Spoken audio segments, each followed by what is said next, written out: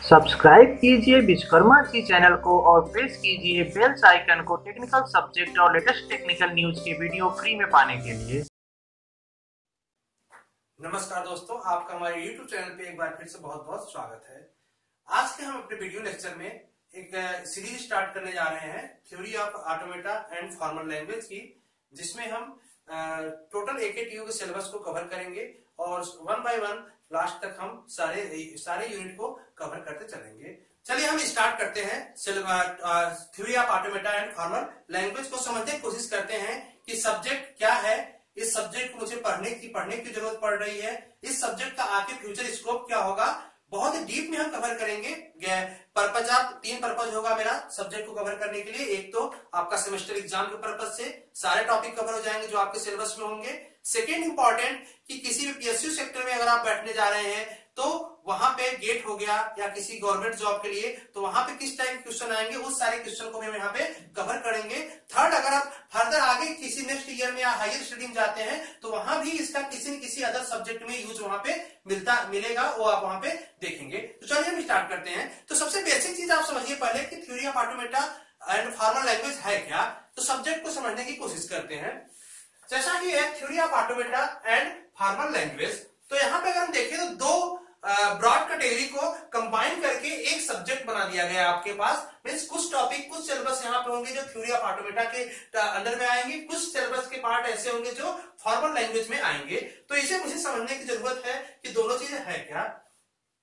दोस्तों अगर हम देखें तो जब भी कोई कंप्यूटिंग डिवाइस बना होगा, समझने की कोशिश कीजिएगा कि कोई भी हार्डवेयर डिवाइस या कोई भी कंप्यूटिंग डिवाइस, सबसे बेस्ट कंप्यूटर डिवाइस अगर हम ले आपका तो कंप्यूटर सिस्टम है। कंप्यूटर सिस्टम से पावरफुल कोई भी कंप्यूटिंग डिवाइस अभी तक नहीं आया है, तो हम उसी को लेके चलते हैं। तो सोचिए आप कि जब भी कंप्यूटर डिवाइस बना होगा तो वहां पे दो चीज आज के डेट में अगर हम देखें ना किसी भी कंप्यूटिंग डिवाइस में या कंप्यूटर सिस्टम में ले तो दो मेजर पार्ट होते हैं उसके। एक तो कुछ हार्डवेयर पार्ट होगा प्लस दूसरा सॉफ्टवेयर पार्ट होंगे। इन दोनों को कंबाइन करके हम क्या बनाते हैं, कंप्यूटर सिस्टम। तो क्या हार्डवेयर या सॉफ्टवेयर ऐसे ही बन गया, कोई इंजीनियर या कोई साइंटिस्ट इसको बना दिया और वो काम करने लगा? ऐसा नहीं है। सबसे पहले किसी भी हार्डवेयर डिवाइस या सॉफ्टवेयर डिवाइस बनने से पहले इसका कोई ना कोई थ्योरेटिकल फंडा आया होगा कि किस टाइप की मशीन होनी चाहिए, वो मशीन कैसे काम करेगी। पहले थ्योरी आता है, उसके बाद उसी को हम एज ए प्रैक्टिकल इंप्लीमेंट कोई भी साइंटिस्ट या कोई भी रिसर्चर आकर उसको करता है। तो कंप्यूटर सिस्टम भी ऐसे ही था कि पहले कंप्यूटर सिस्टम की थ्योरी आई कि कोई ऐसी डिवाइस क्या हो सकती है जो मैक्सिमम प्रॉब्लम को सॉल्व कर ले, ज्यादा प्रॉब्लम को सॉल्व करने की कैपेबिलिटी हो उसमें, न्यू प्रॉब्लम जो आते जाए उसका भी सोल्यूशन हम उस कंप्यूटर डिवाइस से ले सके। और उसी को हम फिर आगे अगर देखें तो चार्ल्स बेबेज से स्टार्ट हुआ, जो 5th generation 3rd generation 4th generation computer system आता चला गया, उसी में फर्दर इंप्रूवमेंट होता गया और हम अचीव करते गए किसको, उसी थ्योरेटिकल फंडा को, जिसमें हम कह सकते थे कि कोई भी कंप्यूटिंग डिवाइस क्या क्या कर सकती है, काम क्या नहीं कर सकती। तो अगर हम बेसिक मूल क्वेश्चन की बात करें तो मूल क्वेश्चन यहाँ पे एक ही है आपका कि theory of automata and formal language हम क्यों पढ़ रहे हैं कि कोई भी कंप्यूटर डिवाइस कौन सी प्रॉब्लम सॉल्व कर सकती है, कौन सी प्रॉब्लम सॉल्व नहीं कर सकती। इन दोनों को समझने के लिए ही हम पढ़ते हैं theory of automata and formal language. तो अगर हम स्टार्ट से बात करें थोड़ा सा, तो 1930 में एलन ट्यूरिंग बहुत बड़े साइंटिस्ट थे जिन्होंने थ्योरी पे काम करना स्टार्ट किया, मशीन की थ्योरी पे, कि कोई एक मशीन होगा उसको हम किस टाइप मशीन हो सकती है, क्या क्या प्रॉब्लम सॉल्व कर सकती है। तो उन्होंने 1930 में स्टार्ट किया था स्टडी करना और 1936 में एक थ्योरी दिया था उन्होंने जिसको कहा जाता है ट्यूरिंग मशीन। मीन्स किसी भी मशीन का थ्योरी एक दिए थे उन्होंने, जिससे वो थ्योरी में क्या था कि कोई भी कंप्यूटिंग डिवाइस क्या क्या प्रॉब्लम सॉल्व कर सकती है। मीन्स अगर उनकी थ्योरी अगर उस प्रॉब्लम को सॉल्व नहीं कर पा रही है तो कोई और थ्योरी कोई ऐसा मशीन बन ही नहीं सकती जो कि उस प्रॉब्लम को सॉल्व कर सकती है। मींस जितने भी कंप्यूटर डिवाइस आज प्रॉब्लम सॉल्व कर रहे हैं वो कहीं ना कहीं मैक्सिमम आपकी ट्यूरिंग मशीन की जो थ्योरी थी एलन ट्यूरिंग द्वारा दिए हुए उसी को फॉलो करती है, उससे अलग कोई वहां पे नहीं हो सकता। तो हम 1936 के बाद बहुत सारे थ्योरी आते गए अलग अलग डिफरेंट मशीन के, जो कि अचीव करने की कोशिश की किसको, एलन ट्यूरिंग की थ्योरी को, कि वहां तक हम पहुंच जाए, क्योंकि सबसे पावरफुल थ्योरी वही मानी जाती है। तो वहां तक पहुंचने के लिए कौन कौन सी मशीन आई, उसके साथ उस मशीन पे कौन कौन से लैंग्वेज और कौन कौन से हम ग्रामर का यूज करते गए, वो सारा चीज हम यहाँ पे समझने की कोशिश करते हैं। तो यहाँ पे देखें तो जैसे हम देख सकते हैं कंप्यूटिंग डिवाइस, आप अगर हम कंप्यूटर सिस्टम ले तो वहां पे दो ही पार्ट होंगे उसके, कुछ हार्डवेयर कंपोनेंट होंगे, कुछ सॉफ्टवेयर कंपोनेंट होंगे। अगर हार्डवेयर सॉफ्टवेयर कंपोनेंट को दोनों चीज को देखें, हम डिवाइड करें तो हार्डवेयर मींस कहने का मतलब कि थ्योरी ऑफ ऑटोमेटा, और सॉफ्टवेयर मींस कि हम सॉफ्टवेयर किसमें देखें, किसी न किसी लैंग्वेज पे, तो वहां पे हम स्टडी किसका करेंगे, फॉर्मल लैंग्वेज का। तो पहले हम देख लेते हैं theory of automata. Theory of automata का सिंपली मतलब है study of abstract computing device. Abstract computing device means कोई भी काल्पनिक कंप्यूटर, कोई भी काल्पनिक डिवाइस जिसको हम, जिसकी थ्योरी को स्टडी कर रहे हैं, मींस अभी सिस्टम आया नहीं है, कोई डिवाइस है नहीं हार्डवेयर डिवाइस, उसको हम केवल एब्स्ट्रैक्ट एक काल्पनिक डिवाइस मान के उसकी थ्योरी बनाने के, उसकी थ्योरी स्टडी करने को हम क्या कहते हैं, थ्योरी ऑफ ऑटोमेटा। तो अगर हम फर्स्ट देखें तो जो पहला इंप्लीमेंटेड मशीन आया जो कि कंप्यूटर सिस्टम पे इंप्लीमेंट हुआ, जो फर्स्ट जनरेशन ऑफ कंप्यूटर में इंप्लीमेंट हुआ था, वो था फाइनाइट ऑटोमेटा, जो 1943 में आया था बाय मैकलोच एंड वाल्टर पीट के थ्रू। ये सबसे वीक माना जाता है, आज भी सबसे वीक मशीन है, जो कि केवल स्कैनिंग का काम करता है। मीन्स बहुत ही स्मॉल प्रॉब्लम इनपुट स्कैन कर लेगा कि वो एक्सेप्ट है या मशीन एक्सेप्ट नहीं कर रही किसी इनपुट को, उसको डिसाइड करेगा। तो ये बहुत ही वीक मशीन थी। लेकिन जब ये डिजाइन हुआ 1943 में, तो कोशिश यही किया जा रहा था कि एलन ट्यूरिंग का जो 1936 में थ्योरी आया था उसको हम अचीव करें, लेकिन वहां तक अचीव नहीं कर पाए। तो सबसे लो पावरफुल इसी को माना जाता है। इसके बाद पुश डाउन ऑटोमेटा आपका आया था 1967 में, जो कि ग्रीन्सबर्ग और ग्रीनबेच के थ्रू आया था। एक क्या था, थोड़ा सा फाइनाइट ऑटोमेटा से पावरफुल मशीन था, जो कि इंप्लीमेंट हुआ था हार्डवेयर डिवाइस आपके कंप्यूटर सिस्टम पे। और इसके बाद आपका आया था लीनियर बाउंडेड ऑटोमेटा। इसके बाद आपका आया था लीनियर बाउंडेड ऑटोमेटा 1960 में। अगर हम यहां देखें तो ईयर में थोड़ा सा 1967 में आया, 1960 में आया, तो अभी हम बताएंगे इसका क्या रीजन था।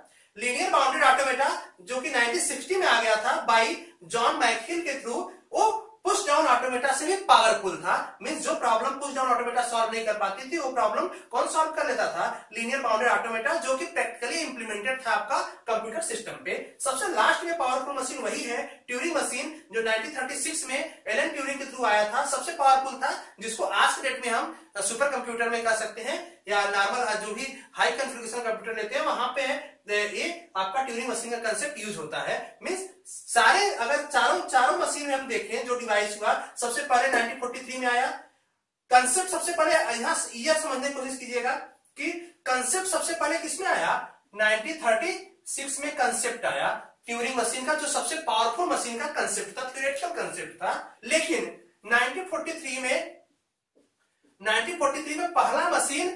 पहला मशीन इंप्लीमेंटेड हुआ था हार्डवेयर डिवाइस पे। मतलब थ्योरी तो ये आ चुका था सबसे पावरफुल, लेकिन जो मशीन पे सबसे पहले डिवाइस इंप्लीमेंट हुआ वो पावरफुल नहीं था, वो केवल क्या था, फाइनाइट ऑटोमेटा था 1943 में। इसके बाद जो आपका डिवाइस आया था 1960 में आया था, 1960 में आया था लीनियर बाउंडेड ऑटोमेटा, जो कि पावरफुल था किससे, फाइनाइट ऑटोमेटा से पावरफुल था। मींस जो प्रॉब्लम फाइनाइट ऑटोमेटा सॉल्व कर पाती थी उसको तो लीनियर बाउंडेड ऑटोमेटा सॉल्व कर लेगा, प्लस इससे पावरफुल प्रॉब्लम कुछ होगी तो भी लीनियर बाउंडेड ऑटोमेटा उसको सॉल्व कर लेगा। 1967 में आपका आया था push down automata, third number पे पुश डाउन ऑटोमेटा। लेकिन पुश डाउन ऑटोमेटा जो आई वो क्या होना चाहिए था, जब 1960 में आया लीनियर बाउंडेड ऑटोमेटा, तो 1967 में जो इंप्लीमेंट हुआ मशीन वो कहीं ना कहीं लीनियर बाउंडेड ऑटोमेटा से पावरफुल होना चाहिए था, लेकिन ऐसा नहीं हुआ। पावर कैपेसिटी में इससे क्या रहा, लो रहा, जो कि सिस्टम पे इंप्लीमेंट हुआ। इसीलिए इसको हम यहाँ पे किस तरह में रखे हैं, सेकंड टाइप रखे हैं। सबसे वीक में हो गया 1943 में रेगुलर फाइनाइट ऑटोमेटा, उससे पावरफुल में आ गया 1967 में पुश डाउन ऑटोमेटा, और इससे भी पावरफुल कौन सा आ गया 1960 में आपका 1960 में लीनियर बाउंडेड ऑटोमेटा। और लास्ट में 1936 हम इसलिए ले रहे हैं क्योंकि सबसे लास्ट में प्रैक्टिकली इंप्लीमेंटेशन इसी पे हम पहुंचे थे। तो आज हम डिसाइड कर सकते हैं कि कौन सा प्रॉब्लम ऐसी है जो कि कंप्यूटर के थ्रू सॉल्व नहीं हो सकता और कौन सी प्रॉब्लम ऐसी है जो कंप्यूटर के थ्रू सॉल्व हो सकता है। तो इसका हम डिटेल में वन बाय वन अगर हर मशीन का हम देखें तो आपके सिलेबस में इसी मशीन को अलग अलग यूनिट में बहुत ही डेप्थ में स्टडी करना है, जिसको कि हम यहाँ पे करेंगे। दूसरे कंपोनेंट की बात करते हैं, सॉफ्टवेयर कंपोनेंट। सॉफ्टवेयर कंपोनेंट की बात करें तो सॉफ्टवेयर कंपोनेंट में सिंपली से कहने का मतलब कि जो सॉफ्टवेयर बना होगा किसी न किसी लैंग्वेज पे बनता है। तो लैंग्वेज कोई प्रोग्रामिंग लैंग्वेज हो सकती है। तो स्टार्ट में क्या था, जब पहला मशीन बना होगा, जब पहला फाइनाइट ऑटोमेटा इंप्लीमेंट हुआ तो उस टाइम उसके लिए कोई भी लैंग्वेज नहीं रही होगी। तो जैसे इसके मशीन की वर्किंग के लिए थ्योरेटिकल फंडा सबसे पहले आया था 1936 में एलन ट्यूरिंग के थ्रू, वैसे ही प्रोग्रामिंग लैंग्वेज आने से पहले उसके एब्स्ट्रैक्ट प्रोग्रामिंग लैंग्वेज, एक काल्पनिक प्रोग्रामिंग लैंग्वेज के थ्योरी की स्टडी करने को ही हम क्या कहते हैं, फॉर्मल लैंग्वेज। तो वहां पे हम देखें तो सबसे पहला जो लैंग्वेज आया था वो रेगुलर लैंग्वेज आया था। किससे जनरेट हुआ था, रेगुलर ग्रामर से। कहीं ना कहीं हर लैंग्वेज जो होती है वो किसी न किसी ग्रामर से जनरेट होती है। हम और आप जो कम्युनिकेशन कर रहे हैं उस लैंग्वेज को में भी क्या है, कहीं ना कहीं किसी ग्रामर से ही जनरेट होती है। विदाउट ग्रामर कोई भी लैंग्वेज नहीं होता। सेम कंसेप्ट आपका प्रोग्रामिंग लैंग्वेज में भी है कि कोई भी प्रोग्रामिंग लैंग्वेज अगर जो रेगुलर लैंग्वेज के कंसेप्ट पे है तो उसमें कौन सा रेगुलर ग्रामर होगा। तो जो पहला आपका लैंग्वेज और ग्रामर था, यही सबसे पहले इंप्लीमेंट किस पे हुआ था, फाइनाइट ऑटोमेटा जब यूज हुआ था 1943 में। मींस जहां पे मशीन फाइनाइट ऑटोमेटा यूज हुआ वहां पे लैंग्वेज कौन सी यूज हुई, रेगुलर लैंग्वेज और रेगुलर ग्रामर। ऐसे ही सेकेंड में कंटेक्स्ट फ्री लैंग्वेज आया और कंटेक्स्ट फ्री उसके साथ कौन सा काम किया, कंटेक्स्ट फ्री ग्रामर, जो कि किसके साथ इंप्लीमेंट हुआ, पुश डाउन ऑटोमेटा। अगर पुश डाउन ऑटोमेटा आपके मशीन पे है तो वहां पे कम से कम आपका कंटेक्स्ट फ्री लैंग्वेज और कंटेक्स्ट फ्री ग्रामर पे जो भी प्रोग्रामिंग लैंग्वेज इस कंसेप्ट पे होंगी उसको एक्सेप्ट कर लेगा। मींस इस पे जो भी सॉफ्टवेयर बने होंगे इस मशीन के लिए वो कहीं ना कहीं इसी थ्योरेटिकल फंडामेंटल के लैंग्वेज के फंडामेंटल पे बने होंगे। थर्ड आपका आता है context sensitive language and context sensitive grammar. अगर हम यहाँ पे थर्ड मशीन देखें, लीनियर बाउंडेड ऑटोमेटा, तो लीनियर बाउंडेड ऑटोमेटा क्या था, इन दोनों से जो फाइनाइट ऑटोमेटा और पुश डाउन ऑटोमेटा से क्या थे, पावरफुल थे। तो यहाँ पे क्या होगा, जो लैंग्वेज होगी ये भी लैंग्वेज क्या होगा, इन दोनों लैंग्वेज से इसके लिए कौन सी लैंग्वेज होगी, पावरफुल लैंग्वेज होगी। तो यहाँ पे हम लीनियर बाउंडेड ऑटोमेटा जब मशीन को इंप्लीमेंट किए तो उस टाइम जो लैंग्वेज हम डिफाइन किए वो किसके थ्रू डिफाइन किए, context sensitive language and context sensitive grammar. Last most powerful जो लैंग्वेज था ट्यूरिंग मशीन 1936 में ही आ चुका था इसका कंसेप्ट, लेकिन इंप्लीमेंट सबसे लास्ट में हुआ। आज के डेट में हम इसको इंप्लीमेंट करते हैं। तो यहाँ पे कौन सी लैंग्वेज होती है, रिकर्सिवली इनरेबल लैंग्वेज और रिकर्सिवली इनरेबल ग्रामर। इन सब चारों को अगर देखें तो चारों लैंग्वेज जो चारों थे, चार लैंग्वेज कैटेगरी थी, ये इनका एक तरह से categorization type 0, type 1, type 2, type 3 इस तरह से करते हम गए 1 2 3 4 तक। तो वहां पे कैटेगराइजेशन जो किए थे नॉर्म चॉम्स्की ने 1956 में किया था। 1956 के बाद एक कैटेगरी डिसाइड हो गई थी कि कौन रेगुलर ग्रामर है, रेगुलर लैंग्वेज है, कौन कंटेक्स्ट फ्री ग्रामर लैंग्वेज है, कौन कंटेक्स्ट सेंसिटिव में आ रहा है, कौन रिकर्सिव इनरेबल में आ रहा है। मींस 1956 के बाद से लैंग्वेज की कोई कंफ्यूजन नहीं रह गई थी कि कौन सी मशीन किस पे, कौन सी लैंग्वेज किस पे इंप्लीमेंट होगी। दूसरा एक और इजी समझने के लिए मैं आपको एक डायग्राम लेता हूं कि अगर हम हार्डवेयर मशीन की बात करें तो जो हार्डवेयर जो आपका कंप्यूटिंग डिवाइस होगा, ऑटोमेटिक कंप्यूटर डिवाइस होगा, वो सिंपली क्या होगा, अगर कम से कम सबसे लिस्ट पावरफुल या सबसे कह सकते हैं वीक में आ रही है तो उस पर क्या काम कर रहा होगा, फाइनाइट ऑटोमेटा मशीन काम करेगा। जब फाइनाइट ऑटोमेटा मशीन काम करेगा तो उसके साथ रेगुलर लैंग्वेज और रेगुलर ग्रामर काम करेगा। अगर कोई ऐसी प्रॉब्लम है जो फाइनाइट ऑटोमेटा से सॉल्व नहीं हो पा रही मशीन से, तो हम कहां मूव करेंगे, पुश डाउन ऑटोमेटा पे। मींस ऐसी मशीन पे प्रॉब्लम उसको सॉल्व करने की कोशिश करेंगे जहां पे पुश डाउन ऑटोमेटा इंप्लीमेंटेड हो। अगर पुश डाउन ऑटोमेटा इंप्लीमेंटेड है तो इस पे कौन सी लैंग्वेज काम करेगी, कंटेक्स्ट फ्री लैंग्वेज और कंटेक्स्ट फ्री ग्रामर।